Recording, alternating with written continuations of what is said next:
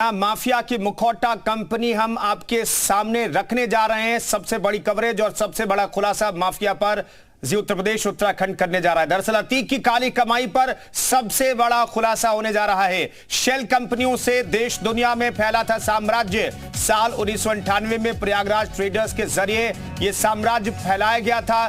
छत्तीसगढ़ में जमीन के काम में प्रयागराज ट्रेडर्स की एसोसिएट कंपनी, रेलवे टेंडर में है प्रयागराज टेंडर्स की एसोसिएट कंपनी, एमपी में हीरे के कारोबारियों के साथ भी पार्टनरशिप में है। कारोबारी के साथ प्रयागराज ट्रेडर्स की एसोसिएट कंपनी भी है। जी उत्तर प्रदेश उत्तराखंड के पास दस्तावेज मौजूद हैं। ये 700 पन्नों के दस्तावेज हैं जिसमें अरबों की कमाई का जिक्र किया गया है।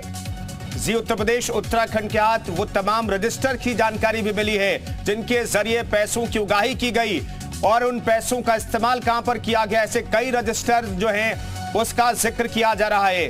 तो अतीक अहमद के पास इतने पैसे थे कि उसमें कितने जीरो लगेंगे ये गिनना बहुत मुश्किल हो जाएगा। सुपर एक्सक्लूसिव तस्वीरें हम आपको दिखा रहे हैं। ये कुछ दस्तावेजों का जिक्र है। शेल कंपनियों के जरिए हर सेक्टर में अतीक अहमद ने इन्वेस्टमेंट कर रखा था। अतीक अहमद की कई जगहों पर कंपनियां थी। अतीक अहमद शेल कंपनियों के जरिए ठेकों में काम करता था, चाहे प्रयागराज हो, रेलवे के टेंडर हो, रेलवे के टेंडर लिए जाते थे। जैसा हमने आपको बताया, हीरे के खान को लेकर के बहुत सारी चीजें, हीरे के कारोबार को लेकर के बहुत सारी चीजें निकल करके सामने आई है। प्रयागराज ट्रेडर्स की एसोसिएट कंपनी एमपी में हीरे के कारोबारियों के साथ ही पार्टनरशिप में थी। यह फिलहाल जानकारी मिल रही है। तो अतीक की काली कमाई का साम्राज्य आज आप देखेंगे जी उत्तर प्रदेश उत्तराखंड पर। दरअसल दस्तावेज जो हैं वो 700 पन्नों के दस्तावेज हैं। कई रजिस्टर की बरामदगी हुई है। हाल ही में ईडी ने भी छापेमारी की थी और इसमें कई अहम खुलासे हुए हैं। यह है इस वक्त की बड़ी खबर, सबसे बड़ा खुलासा माफिया पर जी उत्तर प्रदेश उत्तराखंड की एक्सक्लूसिव जानकारी। चलिए, शेल कंपनियों से यह साम्राज्य पूरा फैला हुआ था और इस पर हम खुलासा करने जा रहे हैं। हमारे तमाम सहयोगी इस खबर पर बातचीत करने के लिए जुड़ेंगे और विशाल रघुवंशी सीधे जुड़ रहे हैं हमारे साथ। विशाल, सबसे पहले यह बताइए, किस आधार पर ये 700 पन्नों का जो जिक्र किया जा रहा है, अतीक के साम्राज्य की कहानी सबसे पहले बयां कीजिए। कहां तक इसके शेल कंपनियों का कारोबार फैला हुआ था और कितने का कारोबार था? और देखिए बिल्कुल कुंदन, मेरे हाथ में वो 700 पन्ने हैं। ये वो पन्ने हैं जो ईडी के पास है। ईडी के दस्तावेज हैं ये। और आपको बता दें कि जो तमाम छापेमारी हुई थी उसमें ये देखिए आप पन्ने देख सकते हैं कि एक दो नहीं 700 पन्ने आप यहाँ पर देख सकते हैं। और ये ईडी के दस्तावेज हैं। एक एक रुपए जो है इसमें मेंशन किया गया है। इसके साथ साथ जो डीड बनाई गई थी, जो तमाम जो जमीनों की, जो किसानों से जमीन जो है खींची गई थी, प्रयागराज ट्रेडर जो मेन कंपनी 98 में रजिस्टर कराई गई थी उसके जरिए शेल कंपनियां बनाई गई थी। और आप देख सकते हैं कि देखिए आप ये अगर आप पन्ना नंबर 27 देखेंगे तो इसमें जो डेट है वो आपको दिखाई पड़ेगी 3/8/98। मेन जो दिन था जिस वक्त ये रजिस्टर कराई गई थी और उस वक्त इसका टर्नओवर दिखाया गया था केवल 4,22,000 रुपए। उसके बाद अगर हम आगे बढ़ेंगे, अगले साल आते हैं 2001 में, तब आप इसका टर्नओवर देख के हैरान हो जाएंगे। तब 4,22,000 से सीधे जो है 38 लाख रुपए का जो है टर्नओवर दिखाया जाता है। उसके बाद आपको देखिए, उसके बाद हैरान करने वाले आंकड़े हैं, क्योंकि ये आंकड़े इसलिए ज़्यादा महत्वपूर्ण हैं क्योंकि ईडी ने छापेमारी के दौरान तमाम जो दस्तावेज बरामद किए हैं वो जो है इसी के आधार पर हैं। अब आप देखिए यहाँ पर अगर आप देखेंगे तो ये देखिए आप 85 जो भूमि जो ऑलरेडी जो यहाँ पर डीड ली गई है वो केवल ली गई है 153 रुपए में। मतलब अगर आप बात करें तो 84 एकड़ जो जमीन थी उसको केवल 153 रुपए में लिखवा लिया गया बेनामी संपत्ति के तौर पर। और सबसे महत्वपूर्ण बात है कि जब टर्नओवर दिखाया जाता है और दिखाया जाता है कि तमाम तो शेल कंपनियां जो हैं प्रयागराज ट्रेडर्स के नाम की जो 18 शेल कंपनियां थी उनका टर्नओवर दिखाया जाता है 100 करोड़ रुपए। बल्कि जो उसके शेयर्स होती हैं, लेकिन जो मेन कंपनी होती है उसका टर्नओवर दिखाया जाता है केवल और केवल 27 करोड़ रुपए।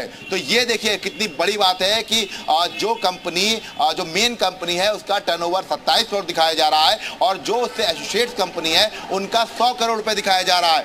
ये एक बड़ा है। और अब आपको देखिए सबसे हैरान करने वाले आंकड़े हैं, तो आपको दिखा देते हैं कि ये देखिए आप लॉट नंबर देख सकते हैं। ये लॉट नंबर 16/3/2009 का है और यहाँ पर अगर आप देखिए तो अकाउंट नंबर जो है सेल्फ पे जो किया गया है उसका पैसा जिक्र किया गया है 8,550 रुपए जो है वो केवल और केवल रजिस्ट्री में खर्च किए जाते हैं। तो आप अंदाजा लगा सकते हैं कि अगर 8 करोड़ रुपए रजिस्ट्री में खर्चा किए जा रहे हैं तो कितने की जमीन हो सकती है। और ये यहाँ का नहीं है, उत्तर प्रदेश का नहीं है, ये छत्तीसगढ़ का है, ये छत्तीसगढ़ के डॉक्यूमेंट्स हैं। इसके साथ साथ देखिए लगातार हम आपको एक एक चीज़ बता रहे हैं, तो आपको ये जानना बहुत बेहद ज़रूरी होगा, क्योंकि यहाँ पर अगर हम टर्नओवर की बात कर रहे हैं तो एक एक टर्नओवर जो है वो इसमें लिखा हुआ है।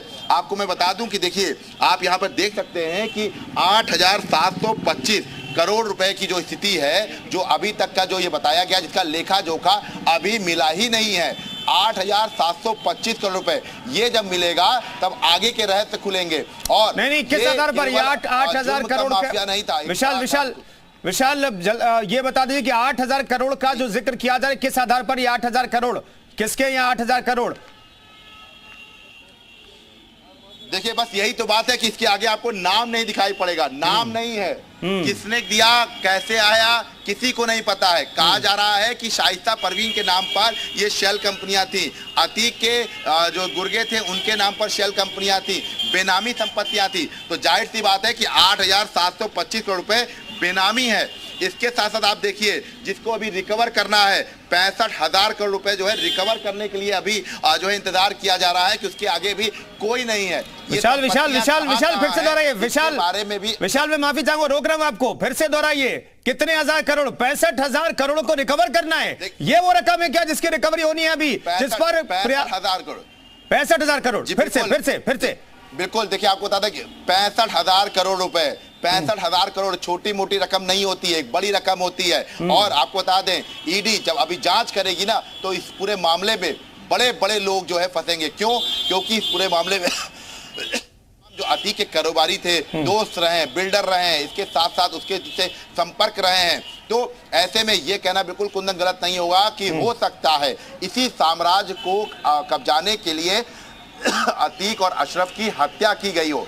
ये एक बड़ी बात है, क्योंकि अभी ईडी जांच कर रही है, ईडी तमाम तरह के दस्तावेज खंगाल रही है। खान दौलत हनीफ के यहाँ से जो दस्तावेज मिले थे, संजीव अग्रवाल के यहाँ दस्तावेज मिले थे, उसके तमाम बेनामी कंपनियों के बारे में पता चल रहा है। अब मध्य प्रदेश का कनेक्शन निकाला जा रहा है, छत्तीसगढ़ का कनेक्शन निकल चुका है, ये कागज आ चुका है। लेकिन आपको बता दें कि इस पूरे अगर हम डॉक्यूमेंट्स को ध्यान में रखें तो बड़े टेक्निकल तरीके से जो है इसको जो है लिखा गया है, ताकि एक आम आदमी देखे तो उसको लगे कि खाली पन्ना है और इसमें कोई फिगर लिखा गया है। लेकिन ये सरकारी दस्तावेज के तौर पर ये कहा जा सकता है, क्योंकि इस तरह की कंपनीज जब जो अपना रिटर्न फाइल करती हैं तो इसको सरकारी डॉक्यूमेंट्स मान लिया जाता है। तो ये 700 पन्ने जो हैं ये अतीक अहमद के काले साम्राज्य या कह सकते हैं कुबेर साम्राज्य का जो पूरा एक लेखा जोखा है उसको ये बताते हैं। और आपको बता दें ईडी ने जो छापेमारी की थी उसमें ये सब तमाम दस्तावेज मिले हैं। और केवल यही दस्तावेज नहीं कुंदन,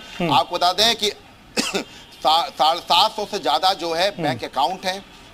इसके साथ साथ 7,000 से ज्यादा जो है ऐसी बेनामी संपत्तियां जो अलग अलग जिलों में हैं, इसके साथ अलग अलग शहरों में हैं, राज्यों में हैं। इसके साथ ही आपको बता दें कि 7,000 करोड़ से ज्यादा का जो लेखा जोखा है वो निकाल चुका, ईडी जो है वो आइडेंटिफाई कर चुका है। तो आप अंदाजा लगा सकते हैं कि 65,000 करोड़ अभी और आइडेंटिफाई करना है। 7,000 करोड़ जरूर आ गए हैं, लेकिन अभी 65,000 करोड़ बड़ी धनराशि है। और किसी को अंदाजा नहीं था कि अतीक अहमद के पास इस तरह की, और इसमें कहीं ना कहीं से ये कहा जा सकता है कि ये जो पूरा साम्राज्य है इसको